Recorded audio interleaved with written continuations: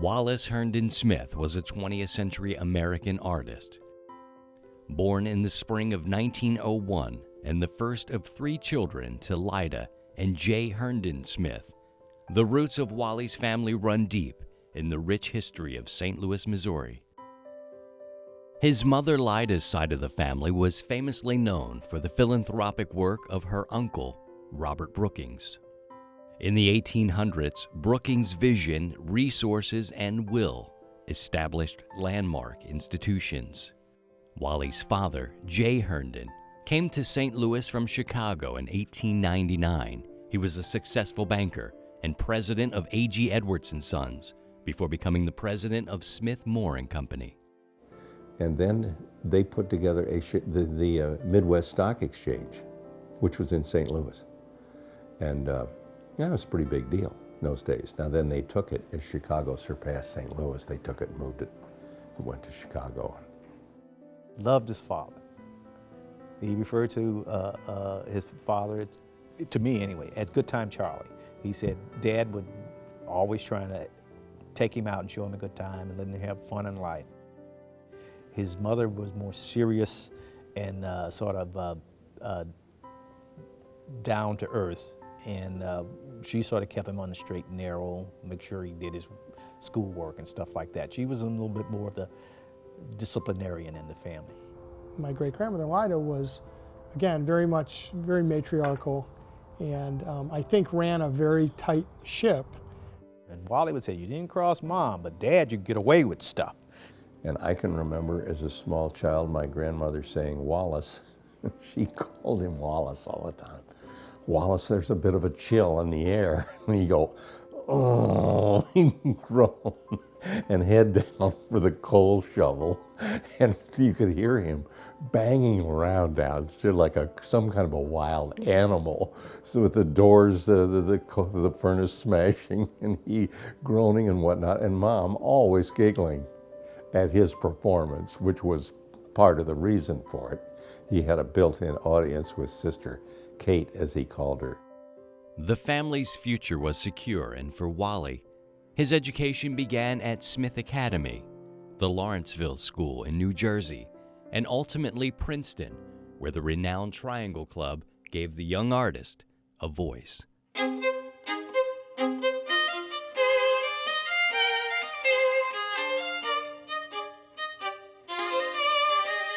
Wally entered Princeton in 1920. These were highly productive and successful days. He was acting, writing, and composing music. He was social and funny, always a showman. His stage work had created a buzz, and to top it off, he was falling in love. We met at a dance in Montclair. I thought I was quite twinkle-toes. I put on some fancy steps that lured her apparently, hence the pyramids, and here we are today. Mary Alice Kelsey was a student at Vassar College. She was independent and strong, focused, and stunning. This was his freshman year in college, and he was already quite a smash hit.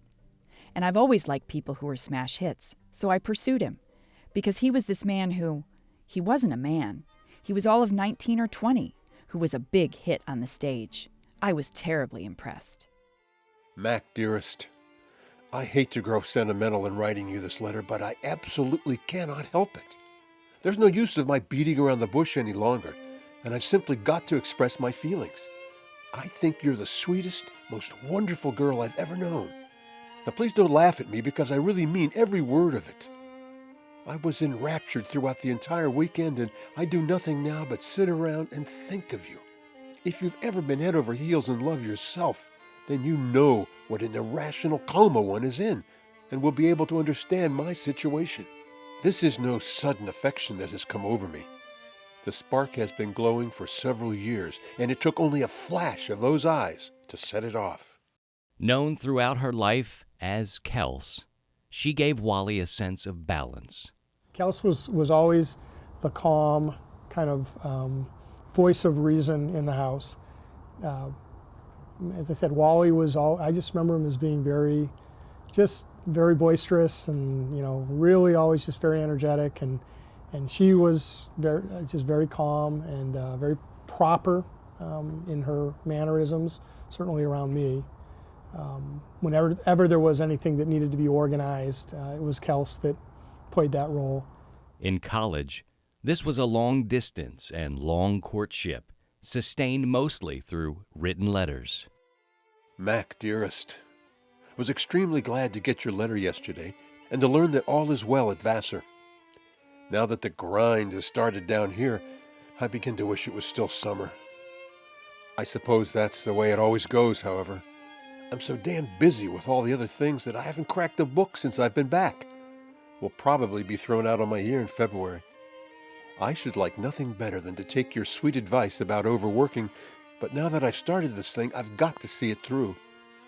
It gets on one's nerves sitting in front of a typewriter from morn till night, but it won't be so very much longer now. Just between the two of us, the show looks good, but it may cost me a diploma. The show was a musical comedy called Drake's Drum. In 1923, the New York Times provided a review. In those days, the Ziegfeld Follies were the premier variety show. Wally was offered a gig with the Follies by Ziegfeld himself. Wally passed. I was offered a job in the theater in 1930-something, but Dad wouldn't let me take it, or didn't suggest that I take it. Jimmy Stewart had said to him, that he thought he could make it. Wally wrote the score for a play called Ships That Pass in the Night in Princeton, and he wrote music and words and music, and he was an actor, and here were people that he had been associated who were all over the screen and getting all kind of recognition, in movies and history books, and I think sometimes he thought, that could have been me. 68 years later, 1 year after Wally's death, the Princeton Alumni Weekly listed key contributors in Triangle history. He had a taste of Broadway and he didn't like it. He didn't like all the machinations that went on behind the scenes and the double-crossing. He was too idealistic for that. He had this other thing in mind. He wanted to say what was in himself and not the lines that somebody provided to him. He wanted his own lines. Wally decided to move away from theater. I often wonder what it is to all this art and bunk I spend my time with. It may and probably does enrich our lives to a certain extent by giving us a little inward glow of satisfaction. I get terribly fed up of it all, and often come to the conclusion that the only real art is that of living quietly in the country on ham and eggs. And then I come to a passage of poetry like this, and I realize I'm wrong. Oh, to build, that is the noblest of all the arts. Painting and sculpture are but images, are mere shadows cast by outward things on stone or canvas, having in themselves no separate existence. But architecture, existing in itself and not seeming a something it is not, surpasses them as substance, shadow. After graduation, he enrolled in the graduate architecture program at Princeton.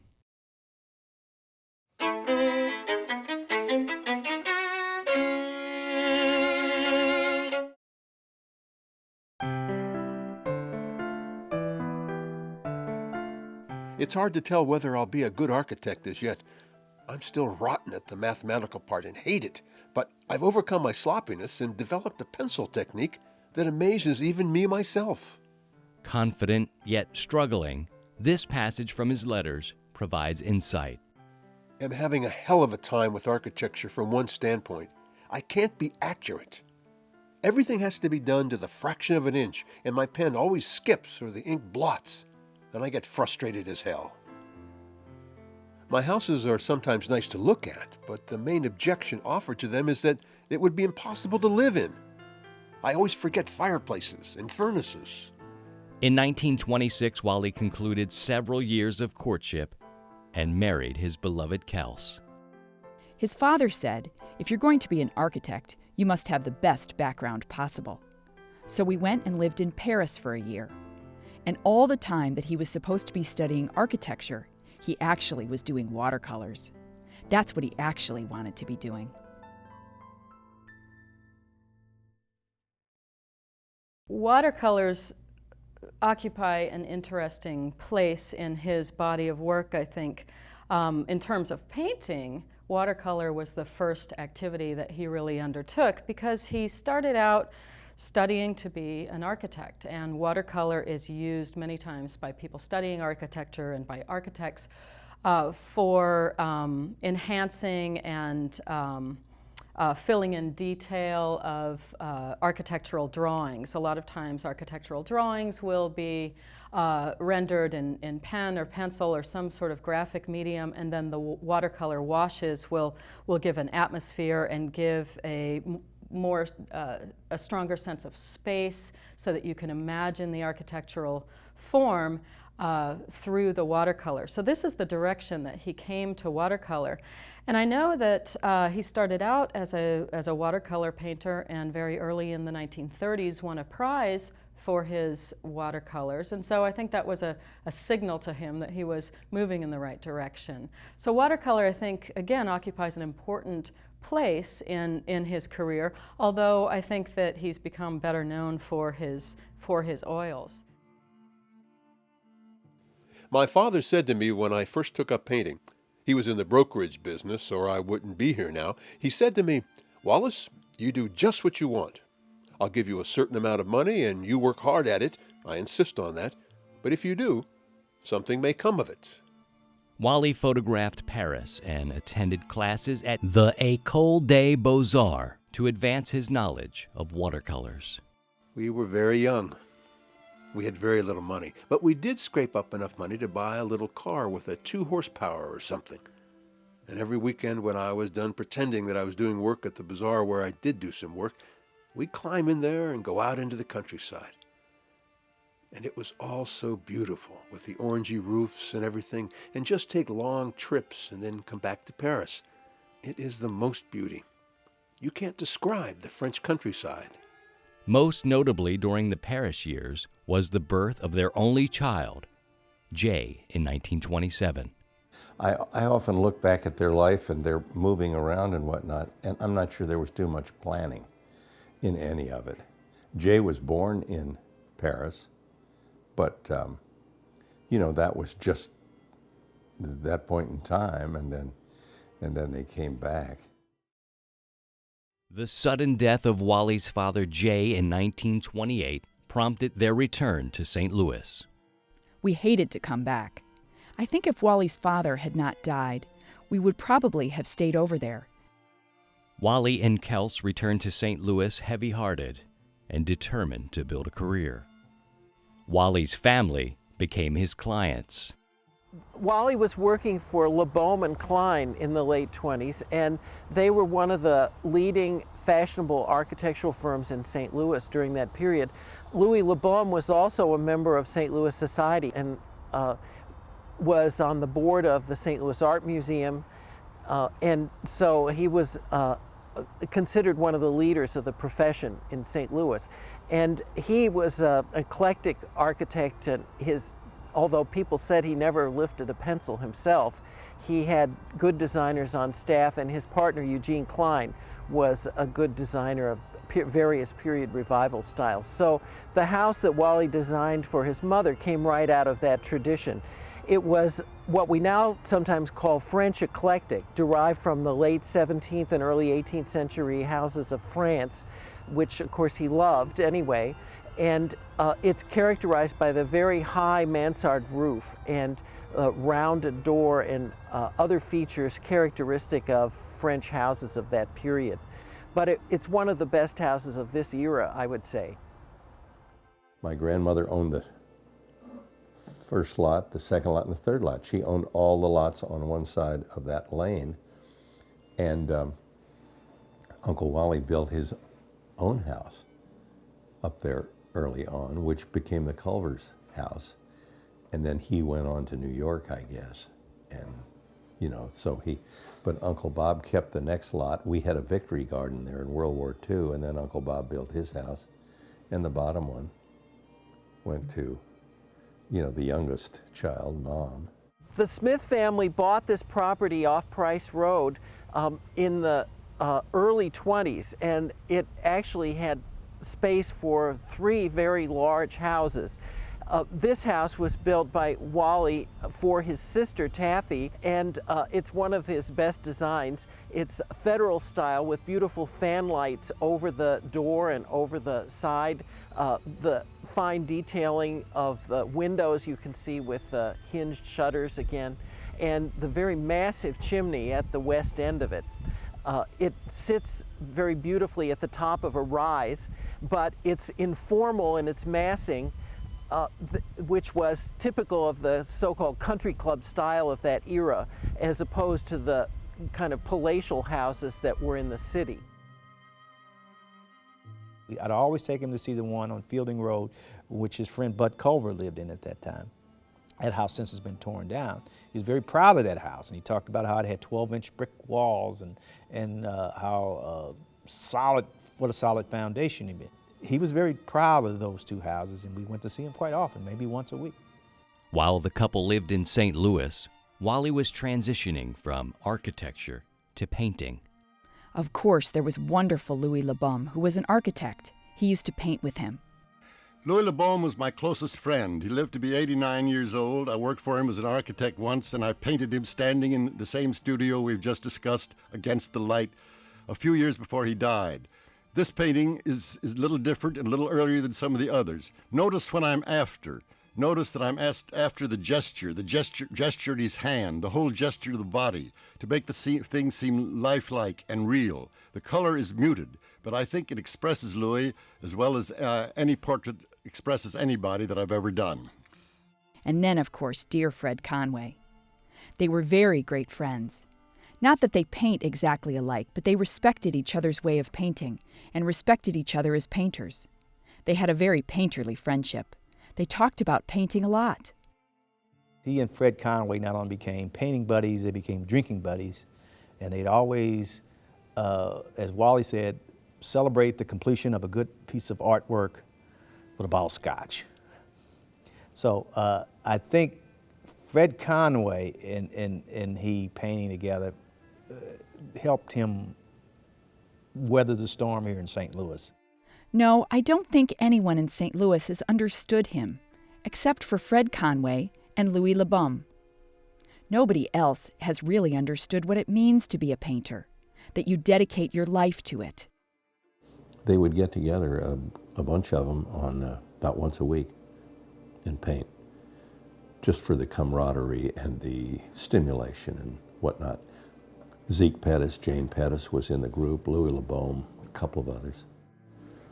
But I think the whole family really endorsed that architecture thing as a great way to go. And when the Depression came and there was no more work, you had to do something else. My father said, if you take up painting, you won't make a penny. I thought he was a good painter. Well, you couldn't stop him anyway. He was determined to paint, and there was absolutely no stopping him. I must say that from the start, he was a good painter. Before moving to New York, Wally began showing his artwork at the City Museum and the St. Louis Art Museum in 1932 and 1933. Smith was coming at an interesting time in the development of American art, a peculiarly American art. He was at that transition point. He was coming of age as a painter in that transition point between regionalism, this style that emphasizes realism, and the transition to abstract art, which of course made New York the center of the art world starting in the 1940s and beyond. And Smith was a sort of bridge, time-wise, chronologically, between those two movements in American art, the realist movement and the movement into abstraction. New York helped strengthen Wally's technique. I remember Alexander Brooke way back, years ago. He said, "But Smitty, you leave all your darks out. You gotta have dark pushing something behind it out, or vice versa, in order to get some vitality into the painting. It mustn't be flat." After I studied with Brooke at the League for some time, he said, "Smitty, you're doing fine, getting along all right, but you ought to change partners and study at least for a little bit with somebody else." And I said, "Who do you suggest?" And he said, Thomas Benton. And I said, oh God, I don't crave his work, but I'll do it. He was extremely well versed in theory. He knew more about modern art than probably any of his contemporaries. He went to Paris. He went to museums. He did his research. But very interestingly, he was just not one to change or to follow a trend or a fashion. He stayed committed to his ideals and to the project of rendering form solidly on the canvas and unifying it and making it a delightful composition to behold. It was here at the Art Students League where Wally became friends with Jackson Pollock. Pollock tried to get Wally to come over to the extreme abstract position where he was, if I may, dribbling paint and whatnot on canvases and doing this, and it was a big hit. It became quite popular. And Jackson Pollock said, Wally, you gotta come on over. He says, this is really, really simple. They give you all kinds of money for it, and there are booze and broads around, and it's really a good time, and you just gotta do this. And Uncle Wally said, Jack, I just can't. Influenced by European art and architecture, Smith spent a lifetime developing his craft, guided by the influence of Rembrandt, Goya, and Matisse. Remember the statement Matisse said, I want a picture that I can sit down in a chair at the end of the day, and even if it's a Matisse or what it is, it can help me and help me relax. That's Matisse. That's what I wanted. I didn't get it the way he did, but that's what I wanted. I wanted that simplicity. He was really, really interested in modernist artists, particularly French modernist artists. He loved Matisse. As much as he was interested in some of the French modernist painters, he never went as far as they did in terms of experimentation with color and with the loosening up of form. You don't like to say it because you don't want people to think you're a know-it-all. So many friends turn to abstraction painting only. And who am I to tell somebody how to paint? I'm just a different jib, as we say in sailing. It's not made for me. I have a simpler, straightforward way. It may be one of the reasons why Wally Smith is not better known, because he continued on in this realist style, starting in the 1930s and then all the way through throughout his career, and he never became interested in radical abstract experimentation.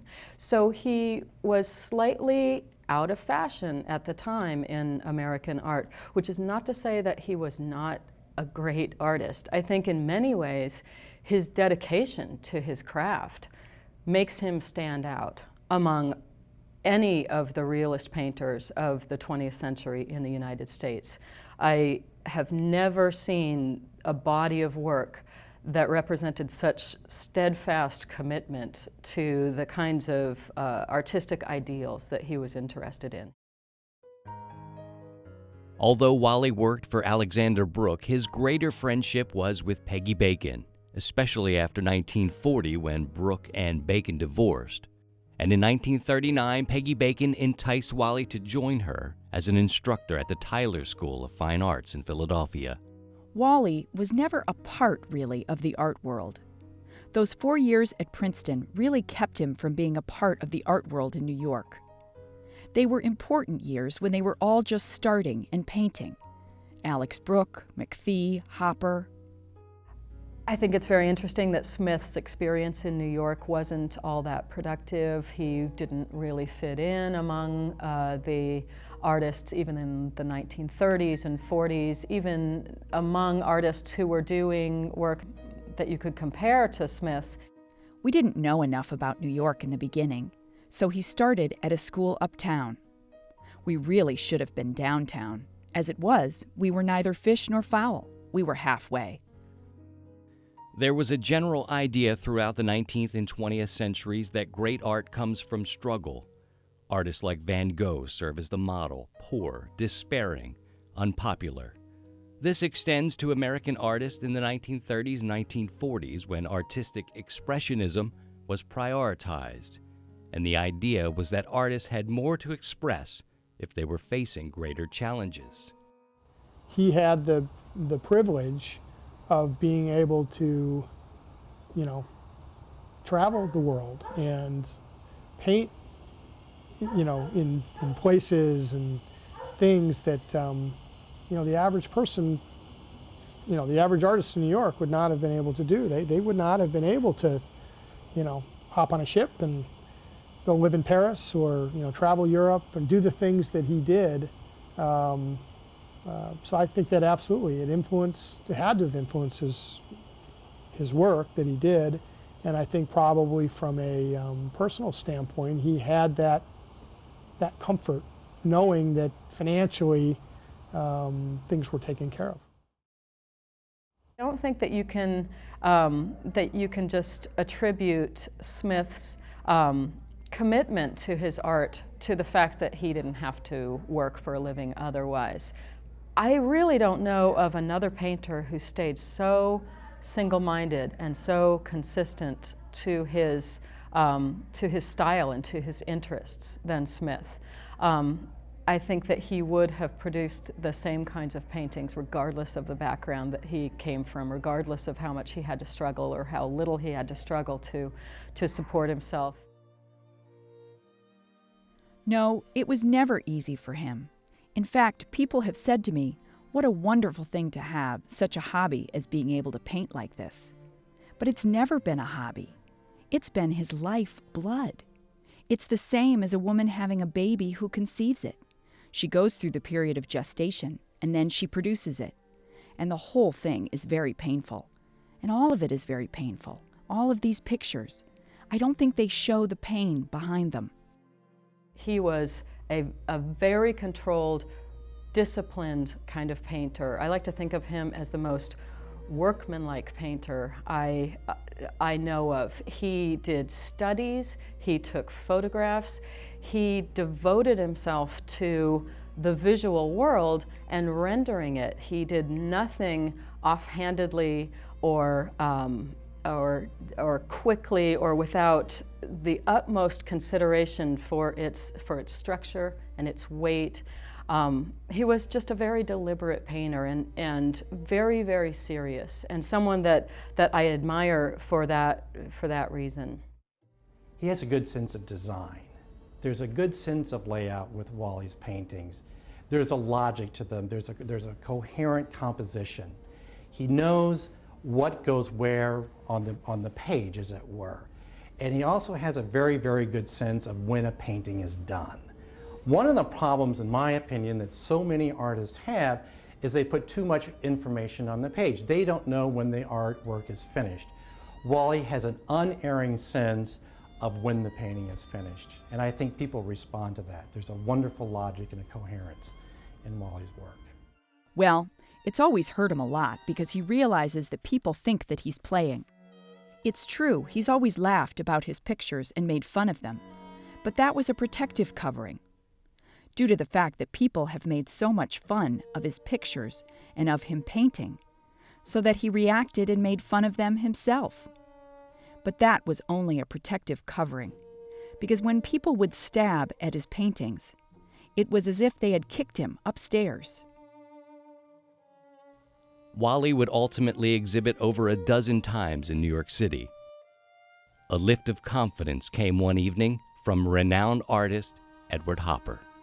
Well, Mr. Hopper, was the sort of quintessential poor, struggling artist that became hugely successful. But Edward Hopper came in and a kind of a hush fell over the place, and he climbs up the stairs and whatnot, and Uncle Wally sort of runs to greet him. It didn't come across as being on a first name basis. It was Mr. Hopper. And he was older, of course, but he came in, and they had about 4 rooms on the third floor or something of the Wren Gallery. Mr. Hopper went around and he would study the paintings and go to the next room, and he would go all the way around without really making any kind of a remark at all. And when he got to the end of it, with Uncle Wally right behind him the whole way, he turned to him and he said, "Not bad, Smith, not bad." I've thought about that phrase many times, not bad. It's a pretty nice recommendation coming from Edward Hopper. I thought that was an interesting sidelight, that he could have been, if he had been a little bit earlier, he would have been accepted more. I think the fact that he was a college graduate too also kept him away from the mainstream. After all, a different level of education, I think a broader point of view, probably as a result. As the threat of war loomed on the horizon, Wally's brother Robert urged a return to St. Louis. During the war, Wally almost immediately began exhibiting at the City Museum and the St. Louis Art Museum. After the war, we stayed in St. Louis, and I thought it was too bad that we didn't go back to New York. But Wally pointed out the fact that he was really better off in St. Louis because he was without influence from fellow painters. He wasn't under the pressure that he was in New York. And also, Wally has this other side, you see. He's a nervous actor. He can pull over a song if he's accompanied. He can put over a song as well as anybody I've ever heard on stage. I mean, every opportunity that you can possibly imagine, he turned into a production par excellence, which was just fun for everybody. He was an outdoorsman. He loved golf, hunting, tennis, and fishing. So my grandmother was always very, probably overly protective of me. So I think she was always a little worried anytime I'd get in the brown Torino with Wally and take off. And one summer, I don't remember how old I was. I was probably, I don't know, maybe 10 or 11. So we were in the boat. We had these little rowboats in the trout pond, and he was up there casting and hooked me behind the ear, and on the swing out, literally almost threw me out of the boat. And so I yelled and I probably cried a little bit, and he got the hook out of my ear. And driving back, he probably said 3 or 4 times, "Don't you tell your grandmother that this happened, because if you do, we're never going fishing again." Wally and Kels cherished time with friends. Pulitzer was awfully good to him. The exposure that he got, in the rotogravure and the Sunday papers and whatnot, plus the friendship that they had. They would go hunting down in Arkansas. On numerous occasions, they'd get on Joe's DC-3, and away they'd go. And they'd shoot ducks, or they would wind up, sometimes I can remember he would be in Florida. And Uncle Wally said, we stopped in Atlanta on the way back. It was such a long trip, we had to get gas. So I thought the least I could do was fill up the tanks. So I said to the pilot, "Hey, this one's on me." And the pilot said, "Give me $640. And Uncle Wally said, "I'm sorry I even brought it up." I mean, they had good times, and Joe Pulitzer was a Uncle Wally promoter. And, the family bought that self-portrait of Uncle Wally for $10,000 way back when. And that's the strange thing, because I painted that in almost an effortless way, just in the North Light. I stood there and my legs felt pretty good that day, and I painted away for 4 or 5 hours, and I knew that I had the structure then, above which I put any little details which I wanted, but there weren't many. And I worked on that for only about 4 or 5 hours. I sold it for a good price, unexpectedly. A 47 by 36 canvas. It was so ridiculous. I didn't make any gestures, I just looked myself, which makes me begin to wonder what I do look like. Wally didn't get a rise out of portraits. My things didn't look or feel like the people I was painting, and they wanted them that way. Pretty girls wanted to be roughed up and dashed up and look a little fancier, and I didn't have that desire. Instead, he moved toward familiar landscapes.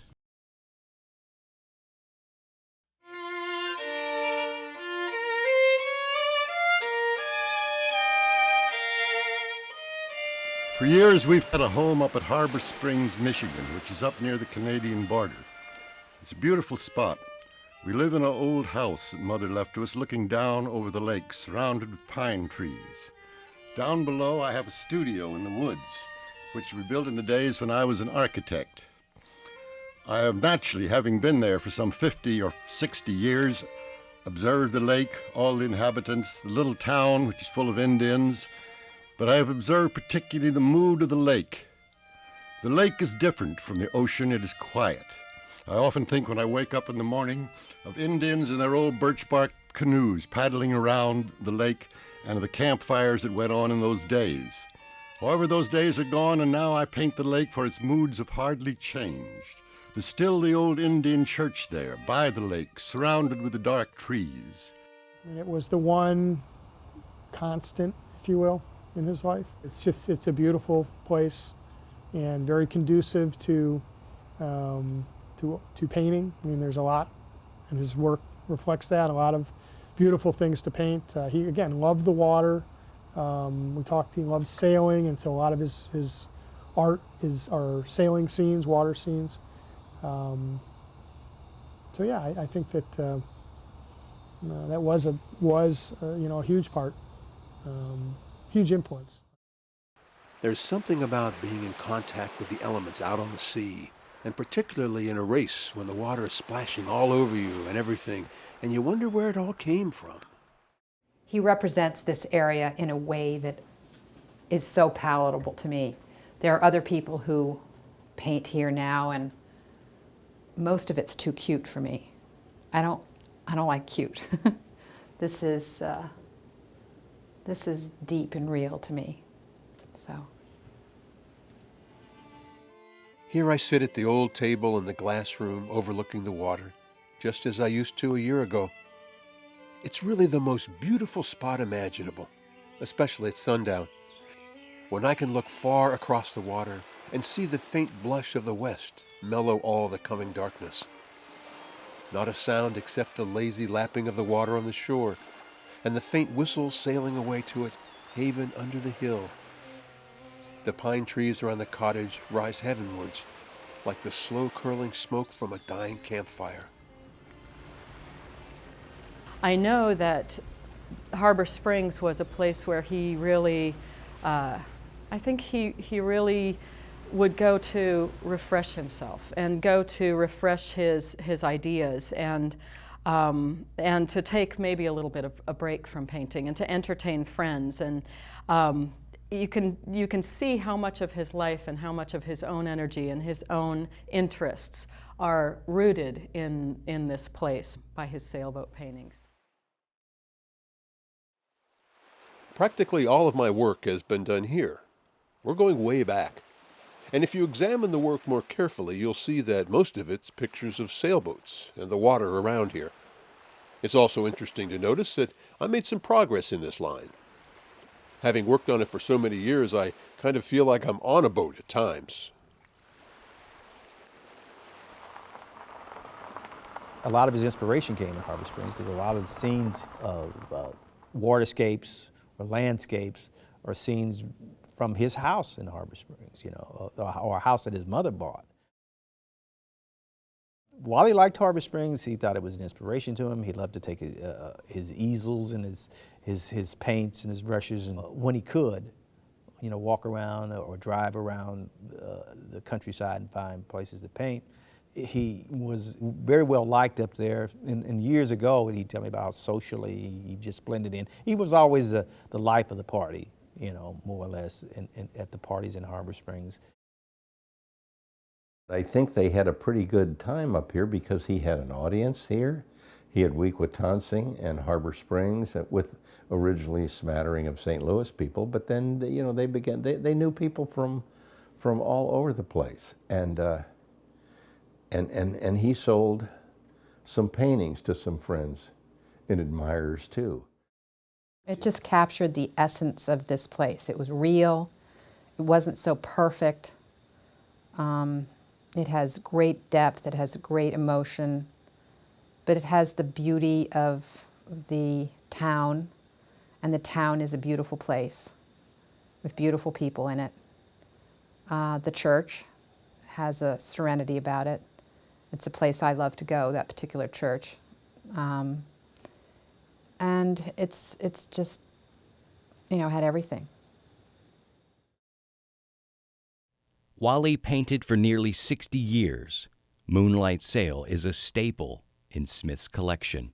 Now here we have something that's different. Here's a different mood of the lake. Here's a very simple composition with a sailboat headed out into the moonlight, and very little in it itself, but it has a mood of quiet. How could you paint a moonlight sail other than that? It's the quiet pervasiveness of the scene that I think makes it important. Every inch of the canvas is adjusted. The moon, I trust, is in exactly the right place. It's been moved several times. The simple canvas extends high into the painting. The color is extremely restricted and low in key. On the other hand, I feel there's a great sense of color because to me, color, which is the most important thing in a painting, is not necessarily a matter of colors, but of various areas. I think this painting shows that perhaps as well as any other that I have. More often than not, he's got really dynamic lines in his sailing scenes. This one, for example, this is a beautiful scene that is a vertical format with horizontal bands of the sky and the land and the sea, and yet right in the middle of it, he's sort of knife-like dropped this mast, which just cuts right through with a diagonal and really just shifts the entire energy of the entire canvas. After the war, Wally and Kels resumed their long-duration travels in France. Wally found inspiration seen in scores of personal photographs and sketches. He visited museums and continued to study his art. The highest exposure came in 1953 at a show in Paris. Paris bought a picture of mine called Snow in Clayton. I took 35 pictures over that I did a couple of days before we went on the boat, and it was of my studio in the snow. And they were all so surprised. But they don't see as much snow as we do to know how it feels. And especially a scene so hometown, as you said, a scene right outside of his studio window, making its way back to France. You know, the place where he goes to study and to be inspired and to look at small towns and just incidental everyday scenes in France. That's so inspirational to him. And for his own everyday scene, a scene of, something that he sees all the time out his studio window, to have traveled in the other direction, that must have been so, so thrilling.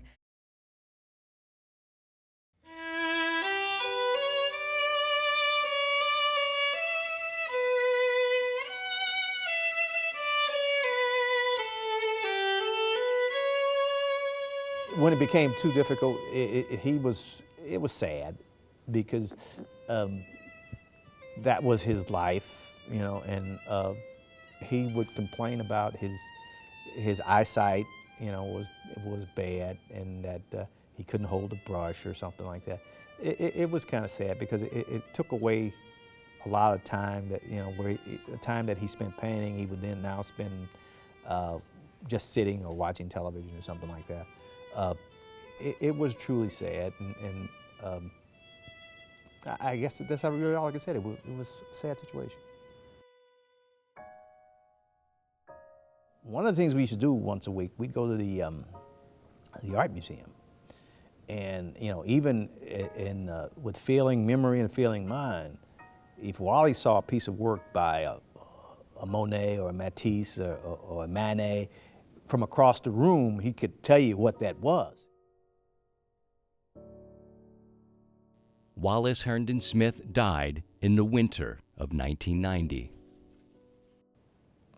You know, to me, he was just, you know, Wally, and he was going to always be there, you know. And so I think I'd gone with my kids down to the Lake of the Ozarks for some dance competition they were having, and I got a call at the hotel down there. I said, nobody knows I'm here, and it was one of the nurses said, you better come back.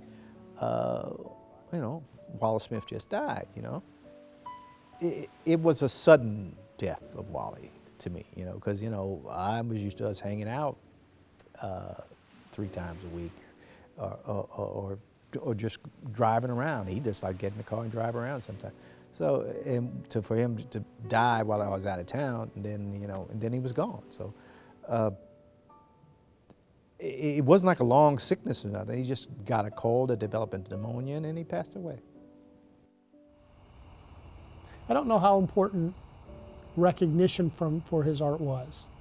I think he did it because he enjoyed it, and I know that you know, the way he interacted with people, he liked to be around people that were fun and were laughing and having a good time. He liked to have a good time, and so I think, you know, he probably would want people to remember him that way. Artists don't really very often get to be famous during their lifetimes. For whatever reasons, there has to be a passage of time for people to come in and kind of reevaluate it. Boy, he sort of covered the waterfront there. He got a lot of canvases out there. I mean, he stayed true to his principles, and whether or not that satisfied him or not, I really can't say. He's never deviated from his goal that he had, which was to express what he had to, what was in himself. And he shunned that when people said he was a fool to have given that up. Going on Broadway, you would have been a great success. Now look what you do. Just paint. You could have been a successful man. You're just nothing but an artist now. I think that before he died, he felt that he was beginning to get some recognition as an artist, and that made him happy. Well, those that own him love him and don't want to give him up, which is probably why he's not well known, because there hasn't been anything that's come on the market for sale in auction. If you are lucky enough to have a Wally Smith, I don't want to give it up. And my children have fallen in love with them too. They're very special. But if it can just bring the joy to other people that it's been brought to me, then that's wonderful. And perhaps he could be really important because he's so good at what he does, was so good at what he did. If history is going to go back and sort of right a wrong, I think it's going to go back and notice that through all of the other fashions that came and went in the 20th century, in the history of American painting, Smith never strayed from his course, and he just remained a very, very, very solid, very passionate, very passionate painter. And I have to imagine that history is going to eventually give him his due. I hope so anyway. He's really an extraordinary painter, I think. Wallace Herndon Smith was a 20th century artist, period. Whether he was acting, writing plays, or composing music, designing and sketching houses, taking photographs, or painting watercolors and oils, he remained consistently an artist. This is just me. It's taken my life to find out what color I wanted. It's taken me my life. I have not jumped like Don Quixote, jumped on a horse and galloped off in all directions. I've stuck to one way. To what extent it's good or not, we never seem to know in our own lives.